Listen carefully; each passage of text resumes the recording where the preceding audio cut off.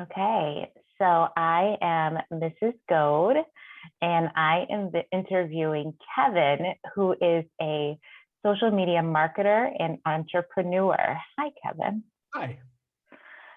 So, how long have you been doing this career? And I know that this is something that's somewhat evolved over the years. So, why don't you give us a little background of what you do and how you got here? Yeah, so I currently work for Bake from Scratch magazine, which is a publication that's all about baking. And then on the side, I run a small bakery here out of my house. But I got to where I am with starting in marketing. So about 12 years ago, not to date myself, I started working for an ad agency in New York City and really honed my marketing and media skills through that. And then about 5 years ago, when I moved from New York City to Connecticut, I, started working in the world of social media and food media. And so that kind of brought me to where I am now, working for a baking magazine, which is part-time, but also running my own bakery out of the house. So it's been a varied journey, but a lot of it has required me to figure out things on the fly as I go. Tell me a little bit more about the bakery you run out of your house. Yeah, so I run what's called a cottage food operation bakery, which means I'm allowed to sell product out of my house here. I focus in organic sourdough bread, and I also make granola. And I'm in the process of opening a bakery, like a physical And bakery outside of the house. we've had your bread. In case you guys didn't know, this is my brother, Kevin. So I've had his bread and his granola, and it is absolutely delicious. Delicious. Thank you. So that's really, really, really cool. So how long have you been doing the bakery out of your home? Since September of 2019, so about a year and a half at this point. And you deliver all the bread and the granola on your own, right? Do, yep. I'm a one-man band. Now tell me how your business thrived during COVID-19. Yeah, so originally I was thinking about scaling everything back when we first went into lockdown last March. I have a group of customers that are subscribers, so every week they get bread delivered. And I thought, well, I'm going to just scale back and only do the subscribers because I didn't want to put other people at risk or them to think like, oh, this person's baking at their house. So, but then I'm on the board of directors for a local organization here called Healing Meals Community Project, and we do organic meal delivery for families that are facing acute health crisis. And we didn't really know what was going to happen with our funding because we're all nonprofit. And so I decided when the pandemic hit, what I was going to do is I was going to actually increase the amount that I was baking because if I could help keep people at home, that would be great. And then for, I think it was March and April, all of the proceeds that I was making from the bread after covering my costs were being donated to Healing Meals. So I was able to generate about $1,600 for a donation to them. And that really helped kind of fuel things. I immediately switched to delivery so that I could keep people at home.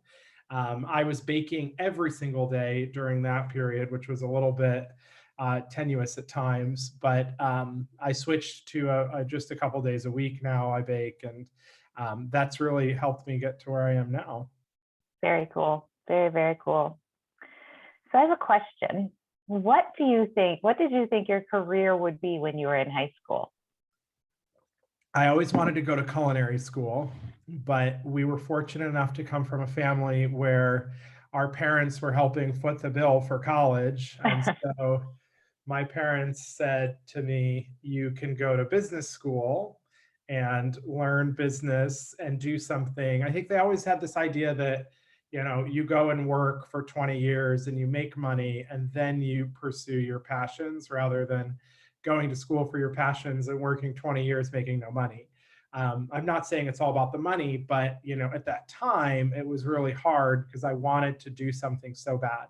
But I look back now and it all kind of worked out because I worked for, I graduated college 15 years ago, and now I'm in a spot where I've done enough work in my field of expertise of marketing and media that I can work that 20 hours a week while making a full-time salary and also doing my bakery stuff. So it all kind of works hand in hand now. Yeah, and I'm gonna tell the group something that I know about you as well. I have a lot of students like you that really struggled to kind of get into what they were doing in high school because Yeah. it's not necessarily what they're interested in. Right. But you really took off in college. You really were able to study what you were interested in, even though it wasn't culinary school, it was business and marketing, and I believe psychology, right?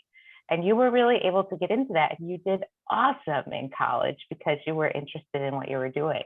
Yeah, it was, I ended up doing a dual, so I have 2 bachelor's degrees that I ended up doing in 4 years because we had to take, I went into school for marketing, University of Buffalo, and I was I did human resource management and marketing were my 2 concentrations within the business school. And then we had to take electives like on top of our core curriculum. And so I found myself just taking a lot of psychology classes because I thought they were very interesting. And then I met with a psychology advisor, and she was like, we don't unfortunately offer psychology as a minor, but if you double up in a couple of spots, you can graduate with enough credits to have 2 bachelor's degrees. One will be in psychology and one will be in business. So what I had to do, a typical 4-year degree is 130 credit hours. So I ended up doing 150 in that 4 years so that I could get both of those degrees, basically buy one, get one free, because I didn't add any more time to my time in college. Very cool. So while I was adding more lacrosse to my schedule, you were adding more academics. I mean, I also worked 3 jobs. And I know. Incredible. Yeah. Incredible. And you worked in the field you're in. You worked in the restaurant business, and very neat, very neat. Okay. So what part of your education do you feel helped you the most? Business and marketing helped you the most where you are today? Yeah, I think so. It's one of those things that I think there's a lot, when I think back on college in particular, I don't think I think about certain theories that I learned in college. I don't have any of my textbooks from college, but what you learn in college, and especially in my field of media and marketing, a lot of it is like on the job training. You start at the bottom and you work your way up. You learn time management and you learn project management skills, which are something that I think is something I've taken with me throughout my career. You learn how to hit deadlines, you learn how to schedule projects. I remember when I was in my senior year and I was doing 24 credit hours in one semester, which I think was like 8 classes. I bought a big whiteboard that I hung in my hallway, and I used electrical tape to tape the boxes so that I could make a calendar. And then I had all of my stuff written on that calendar so I could remember, which classes I was going to that day, which projects I had to. It doesn't mean I was like not procrastinating. I was doing them probably all at the last minute. At least I had some sort of like idea of what was going on. Yep. At the high school that we went to, Liverpool, they gave us planners. So I feel like we were fortunate in that, like, for the 4 years of high school, you had to write things down in your planner, like all your assignments. And the teachers were checking that. They were making sure we wrote things down. Yeah. And so that helped. And to this day, I usually always have a list of things that I have to get done. I can't say I'm super organized with them. I've got them in like multiple notebooks, or I'll write them on the backs of papers and then I'll accidentally throw them away. And so, but yeah, I mean, I think that was like my biggest takeaway from college, is just like how to manage life a little better. Yes, I completely agree. I completely agree. Can you, I have 2 questions left for you. We have a lot of students that are interested in this whole social media. They want to be a social media influencer. Yes, yeah. Thank you for the right word. How hard is that? You are, I would consider an influencer. How many followers do you now have on Instagram?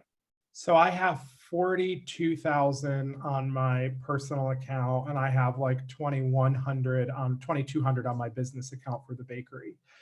but I don't know, it's different because I was so back when Instagram first came out and like the early 2000 teens, I was on the platform early enough to be a semi early adapter of using it. And so through that, I had become an Instagram, what they used to call a suggested user, which was anybody signing up for a new account would be pointed to my account plus a short list of others to follow. And so that really, when I got suggested for the first time, I think I only have like 700 followers. And then that over a span of 2 weeks, I went from like 700 to like 15,000. And then that same process happened again 6 months later. And I went from 13 to 50,000. And then, you get a lot of people that either are not real accounts or are people that sign up and never go back in. So there's been some attrition over the years and it's kind of dropped down. So I don't know, like, if like that had never happened, I may not have, you know, considered myself a social media influencer. But what's interesting is with those things happening, those two things back to back, I was able to leverage that to build a whole career, using using my expertise in marketing, build a whole pivot and build a career in social media. So I don't know, you can't really, I don't know if people like work to become an influencer, if it's just like your subject matter and you become an expert in that subject matter. And then you have the ability to influence people around that subject matter. I completely agree. I completely agree. Yep, because you've done work for like Crusade, right? And Williams Sonoma, all in. Yeah, and I've got lots of brands that I've worked with over the years and that support me. I wouldn't say that I'm making enough money on it to, pay the bills by any means, Right. but it's a little bit of money here and there for like a little project that I might do. And I focus all in food. And it's becoming a very saturated space in terms of like lots of people do want to become an influencer, but I would say in order to influence people, you have to know something and you have to have information that people want. You have to be able to write about it confidently and present it confidently. Yep, agreed. My final question, unless you have anything to add, is can you tell us about a typical day or a typical week? For sure. So a typical day, when I'm not baking, I get up at 6. I, usually block off my mornings. So on a baking day where I'm actually baking bread, I get up at 4 usually. But in the mornings where I'm prepping for the bakery, I'll do all of my bakery stuff between 6 and 2 in the afternoon. And I'll get a run in there. So I run a lot. And then usually around 2 o'clock in the afternoon, I'll switch hats and I'll move over to my job for the magazine and I'll do that for the afternoon. But every day is a little bit different because you're always trying to figure out like what you need to do when you run your own business. I take the dogs for a walk for most days. It's nice because I have freedom and flexibility. I'm not stuck in a cubicle or, at a desk, which I was for so many years trying to get to. So this spot didn't just happen overnight. There was a lot of hours that were put in to being able to have this flexibility. But you have to be very self-disciplined because there's no one telling you that you need to do this. You have to do it because you have to do it on your own. Right. Yeah. So, I mean, with the magazine, nobody's holding me to, if I give myself a deadline, it has to be done. I've got, a lot riding there. So it's all kind of self-motivated in terms of keeping things going. Very cool. Do you have anything else you think that middle or high school students should know? I think honestly, one thing I'm trying to do as a late 30s, and I know all the high school kids are probably even worse than me, is to spend less time on the phone. Yeah. I think that we can all do ourselves a lot of good I'm reading more books these days. I am, spending time off of my phone as much as possible because I think we're all just a little bit too addicted to our phones. So that would be, because I mean, and I got my first phone in high school, but it was just a regular like dial phone. There was no like internet in your hands. So that would be my advice. Spend less time on your phone, more time doing things physically that you love doing, whether that's playing a sport or reading or baking or all of that, you know, exploring topics that you love without being tied to your phone. Yeah, I've been talking to the students a lot this year about um, taking mind breaks Yeah, away from screens in general, and how, video games and YouTube are not, it's not downtime for your brain. Your brain really needs you to get away from the screen for right, even 5 to 20 minutes a day so that right. your brain can recover from all that stimulation. And all of those things, social media, YouTube, they're programmed, they're algorithmically programmed to keep your attention.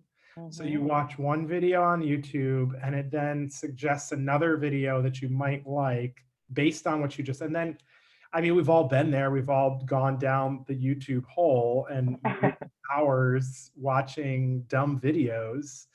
And Yes. that's not like, sometimes that is nice to unplug that way, but I would say, especially nowadays, get outside, go do something, read a book. Yep. Get out, and weather's nice down Yeah. in Virginia this time of year, so get out and go for walks. Yes. Well, thank you so much, Kevin. I really appreciate your time. I'm going to go ahead and stop the recording.